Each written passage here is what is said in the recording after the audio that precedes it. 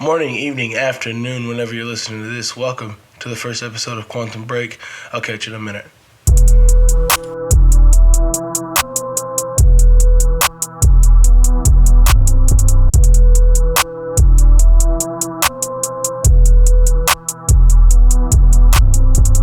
Hello, thank you for joining me today. It is very much appreciated. I am your host of Quantum Break, Jaquan Johnson. Most people call me Quan, though, so if you're here for the long time, you can just call me Quan. So today we got a couple different things to talk about here. First of all, my name is Jaquan Johnson. I am a sophomore in college. Just figured I'd start doing this because I like to talk. If anybody who knows me knows I just like to talk. So we got a topic today, and it's one that I like pretty much. It's called "I Am versus Am I," right? So it's a lot of you're really looking at yourself here. When we're talking about "I am," you really it's a statement, right? But when you're talking about "Am I," that's a question, right? So this could be applied to damn near anything in life if we're being honest. But "I am," it's like I am worthy of what I have. I am lovable. I am the who I think I am, right? But am I leaves room for doubt, right? For confliction. Am I is like, well, am I actually supposed to be where I'm at in life? Am I actually supposed to do what I'm doing right now? And that can be hard to kind of swallow sometimes. And from my personal experiences, I've been in the headspaces of both, and it's very, very hard when you're in the am I version of it, right? Because am I supposed to do this? Am I supposed to get through this portion of my life the way I think I'm supposed to? And at the end of the day, am I is just a vortex of self-deprecation, right? So like you're only going into a circle of a very toxic cycle of I don't know if I should be doing this. I don't know if I can do this. Newsflash, you can and you are going to. Just a little newsflash. There's nothing stopping you other than your own brain, right? So you sit here and you think, but I'm not at the level that you and your classmates or you and your coworker are doing the same thing, right? I'm not at the level that they are. Okay, congratulations, they just got there faster. It doesn't make you any less than them. It just makes them faster, and faster isn't always better. Okay, sometimes you gotta take your time. You gotta really understand it. You gotta really get to the nitty gritty of it all to get to the right things in life. And am I really just puts you in a courtroom where you're the judge, jury, the executioner, the plaintiff, and the defendant. But unfortunately, I hate to tell you, no verdict will ever come out of that. Okay, you're just gonna sit there and defend yourself and argue with yourself whether you think you deserve this or not. And I'm here to tell you, you do deserve this. It's very, very doable, whatever you're trying to do in life. And that's when I am comes into play, right? Because I am worthy of being here. I am the deciding factor of if this gets done or not. I am worthy to be where I'm at in life. I am knowledgeable of what I'm doing, and I am going to get it done. You see how those two things can genuinely make a difference in a mentality and into a mindset? That's really what I really like about the two, is that while they do perfectly contradict each other, if you didn't have one, you wouldn't have the other, right? It's like yin and yang, really, right? And there is some inside of both. They intertwine with each other constantly. I know personally, when I told myself I was going to go to school and pursue a nursing degree, my entire first semester I was like, am I really able to do this? Am I really gonna really reach this? What to me at the time was a completely unrealistic goal of mine. And then I realized that when you surround yourself with I am people, when you're an am I person, it can really make a difference in how you view yourself, but how you view how things can be done, right? So like, I was surrounded by people. Excuse me, that's got to be turned off. I was surrounded by people who really liked the fact that I was kind of not where I needed to be before I got to college. It was sort of like that crabs in a bucket metaphor, right? Where it's like, if you put crabs in a bucket and the bucket is all they know, they're going to be really defensive of that bucket, right? If one crab decides one day that he wants to leave the bucket, they're going to grab him and be like, yo, what the hell are you doing? Why would you try to leave the bucket? This bucket's great. And while the bucket is great, what's outside of the bucket could be even better. So sometimes you really got to take a risk and just go outside the bucket. So I did, and that was going to college. And I realized, looking back at it now, those were a bunch of people who settled. You should never settle. You know, us as humans, we're always trying to be better. We never plateau. We try to incline all the time, right? So once I got to college, and then I realized this wasn't as easy as all the TV shows made it look, I then started to think that maybe I should go back to the bucket. And then I met people here that made me realize that bucket was not as nearly as good as I thought it was. Right, so that bucket was the origin of almost all of my problems. And it is such a blessing that I'm here and I'm doing the things that I'm doing. And that I get to do it with the people that I do it with, and with the group of people I have with me. It's not easy, but it sure doesn't make it easier, you know. So it is a blessing. But I had to learn that I am worthy to be here, and that I don't have to prove anything to anybody, and that I am deserving of the bare minimum, so to speak. College isn't bare minimum, by the way. It's very expensive. Stupidly expensive, but it was my choice that to come here. I was blessed with a choice, and you know, I made the right one. But at the time, I didn't know if it was the right one because I was still a crab in a bucket. So it's nice to look back on, and to think that there was a point in time where I almost didn't do this. Where I'd applied to plenty. I didn't get into many nursing programs. So I came back, and then I got here. So it was such a good feeling that I got to leave. So yes, the topic for the day, so to speak, is I am versus am I. And, you know, you can apply it to relationships as well, whether it's platonic or romantic. It's very important that, am I lovable, right? That's the main question that comes from that. Am I lovable? A relationship doesn't work because someone isn't lovable. A relationship doesn't work because there are two people in that relationship, and one is present and the other one is asking to arrive. You know what I mean? So it's whether or not,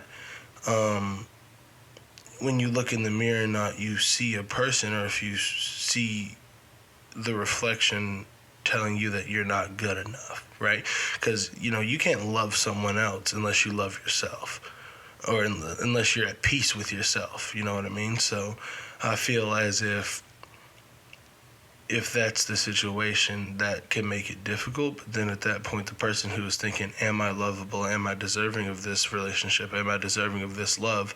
Has to then, you know, do a little bit of reflection and say, I am worthy of this love. I am going to try to make this work. And, you know, anyone who tells you that, oh, we've been married for 50 years, and they try to tell you that was perfect time and nobody ever did anything wrong and there was no problems, they're lying. At the age of 19, as you're hearing this, as I'm talking to you right now, they are lying. Because there's no way. I mean, maybe, but that just means nobody ever brought up a problem or talked about anything that was difficult or anything like that. But it's okay. Because if love was easy, everybody would do it. The thing that makes love so spectacular is that it's hard, and that it takes time, and that it takes some effort. And it's going to be uncomfortable, and it's going to be hard, but you have to let yourself do hard things, and then you get the things that you want in life, right? So, am I versus I am. really speaks to me, because there's multiple times in life in general where you just are uncertain, right? And uncertainty can be a really scary thing, because, like, what do you do if you don't know what's next? How do you plan it? Because some people are avid planners. It's a scary thing. You don't know, and it's hard. But in the same breath, if you try to micromanage and plan out every single thing, you're not gonna get anywhere. You're gonna go in a loop, and if you're gonna continue to make plans and they fall through, you're gonna think, well, it's me. No, it's not you. It's the world. I will confidently say that nobody in this world fails. The world fails the person. The person doesn't fail the world. Everyone is extremely capable of everything. Anything you want in this life, you can get. Sometimes it just takes time and effort, and you're going to get tired and you're going to hate it sometimes. Because sometimes the things that you love in this world don't love you back. Whether it's a job, a sport, an institution, a school, whatever it is, you're going to love so many things, and they're not going to love you back. But I promise you, if you keep loving them, you're going to have spots where you are going to feel so much joy for this one thing that it just happens that way. And it sucks, because you wish that results were just like right now, right? But it's not how that works. You have to be patient. You have to fall in love with the process. A really wise person once told me, you have to fall in love with the process of something. Yeah, or how did he put it? You have to fall in love with the roots of something. You have to fall in roots with the work of something. And we were talking about football when we were talking about this, and he goes, if you don't love practice, and if you don't love, aching in the morning, if you don't love morning lifts, then you don't really love the game of football. I was told that my sophomore year of high school, and I didn't really understand what he meant until the spring ball of my freshman year of high school, or freshman year of college, rather. You have to love the structure of the product that you are trying to enjoy, right? So, like, if it's a relationship with a person, you have to, like, sure, I'm sure they look great on the outside, but you have to fall in love with the ethics and the morals of a person. You have to fall in love with the way that person is, even when they don't have a great day.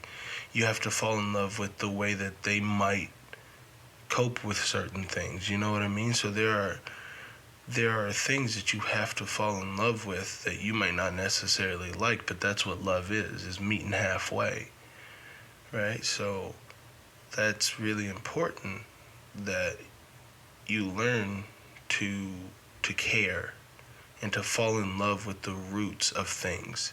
If it's a job, right? If you don't get the position you want automatically, oh shit, I didn't really get the spot I wanted, but you're still in the company. Sometimes you got to play the long game, and it sucks, but you got to play the long game. It's never going to be handed to you, because if it was, that would be too easy.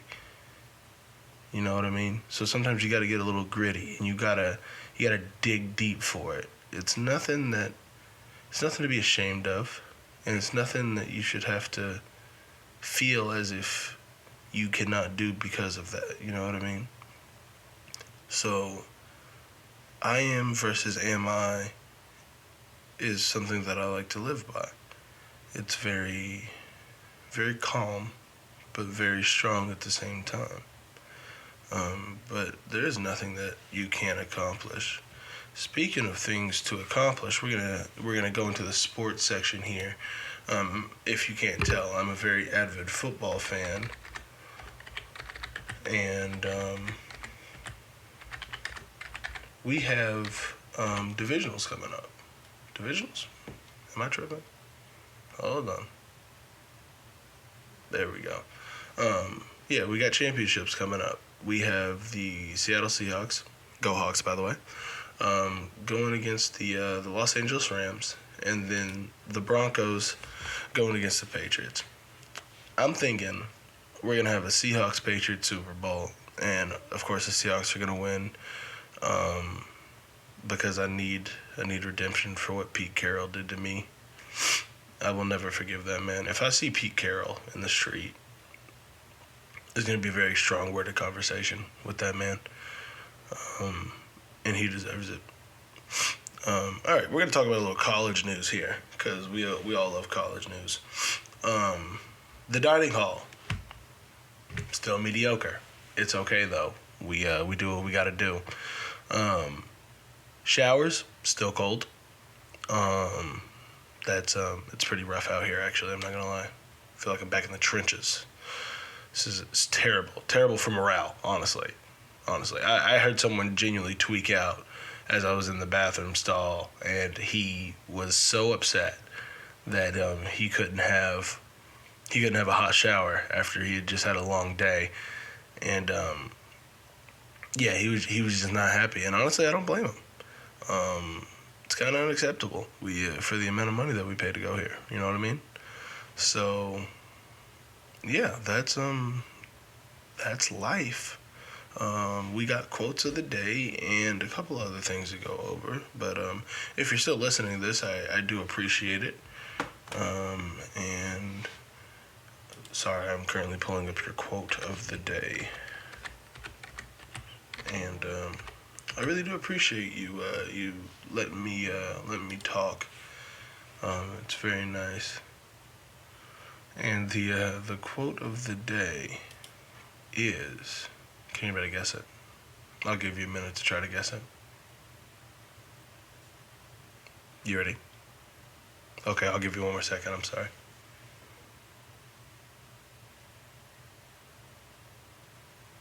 Okay, you ready? All right. If you spend too much time thinking about a thing, you'll never get it done. That was by Bruce Lee. I'm not sure in relation to what he was talking about, but I really do like it. It's if you spend too much time thinking about a thing, you'll never get it done. Take that how you will. I think it's very accurate, because if you sit around and ponder how many different ways you can do something, you'll never get it done. If you let your mind take you too many places, you're never gonna figure out how to get that one thing you want to done, right? So apply that to whatever you got going on in life right now, however it might fit. But just know that if you want to get it done, impulsivity is the best thing to do when you really need to get something done. Don't think about it too much. Don't let it drive you crazy. Just go and do it. There's nothing stopping you other than yourself. Whatever you want, go do it. Unless it's a crime, I wouldn't advise that personally. If you want to go commit crimes, I don't really know what to tell you. Be safe, I guess. That's not really. I don't really know what to tell you. But we got one more thing for the day, and it's what I like to call the challenge of the day or week. Whatever you want to call it. And it's what I give. I give you guys a challenge. Just not that you actually have to do it, but you can. It's just something for you to think about. My challenge to you is to be open to something new until our next episode. Do something that you normally wouldn't do. Share a meal with someone that you wouldn't normally. Maybe go on a walk. Maybe read a book. But do something outside of your comfort zone. Eat something new. It can be literally anything.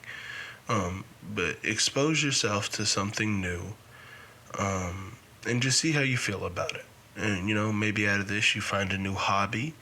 You find a new thing that you don't like. There's no downside to any of this. But try something new. I promise you, if you find something that you like, it'll make you feel really good. And if you find something you don't, then you know something that you can avoid in the future. There's absolutely nothing to lose, everything to gain, you know. So, that's all I have to talk about today. Thank you very much for listening. Of course, I've been Jaquan Johnson, and I will see you next time. Bye-bye. Actually, no, I'm not done. I lied. Tell somebody you love them. That's what I meant to do. Tell somebody you love them today. All right, that's it. Bye-bye.